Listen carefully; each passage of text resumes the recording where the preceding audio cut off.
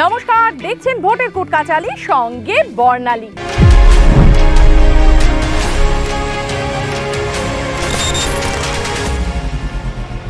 চলে এসেছি আবারও রাজনৈতিক কুটকাচালির গল্প নিয়ে।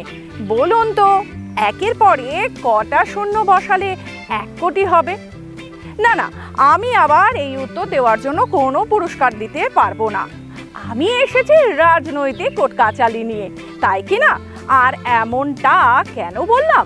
কারণ হুগলিতে জনসভা চলছিল রচনা ব্যানার্জির, আর সেখানেই মঞ্চে উঠে ইন্দ্রনীল সেন বললেন, লকেট চ্যাটার্জি নাকি বলতেই পারবেন না 18 কোটিতে 18-র পর কটা শূন্য হয়।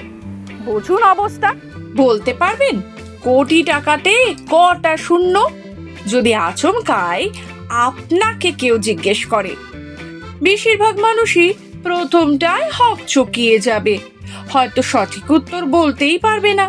তবে রাজনীতির নেতা নেত্রীরা অঙ্কে যে বিরাট পারদর্শী হবে, এটা বোধহয় সহজে মেনে নেওয়া মুশকিল। হঠাৎ কোটি টাকার অঙ্ক, তার শূন্য, তাই নিয়ে কেন পড়েছে এই ভোটের কুটকাচালিতে বর্ণালী? আসুন তাহলে শোনাই সেই গল্প।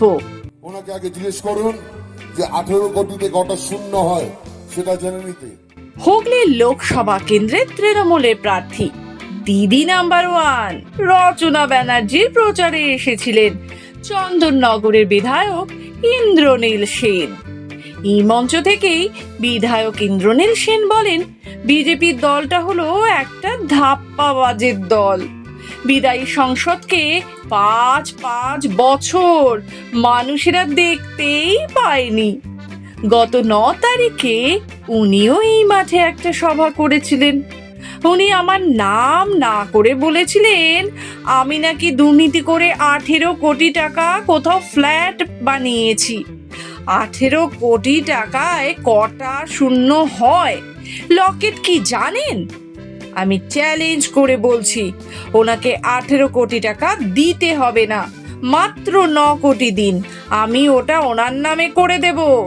ওইটা বিক্রি করে উনি 18 কোটি টাকা নিজের কাছে রেখে দেবেন, আর আমি ওই 9 কোটি টাকা চন্দননগর বিধানসভা উন্নয়নের জন্য কাজে লাগিয়ে দেব। বুঝুন তাহলে ব্যাপারটা।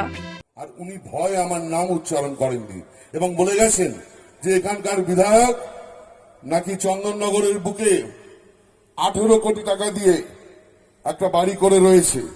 আমার একটাই প্রশ্ন ওনাদের, এবং এই মাইকের আওয়াজ যেখানে যেখানে যাচ্ছে তাদের কাছেও বলছি, ওনাকে আগে জিজ্ঞেস করুন যে 18 কোটিতে কটা শূন্য হয়, সেটা জেনে নিতে। আর ধরে নিলাম আমি 18 কোটি টাকা করেছি, হ্যাঁ করেছি। আমি আজকে এখানে মঞ্চ থেকে ঘোষণা করে যাচ্ছি, এর আগেও 2-1টা মিটিংয়ে আমি বলেছি, এখনো পর্যন্ত খোঁজ পাইনি।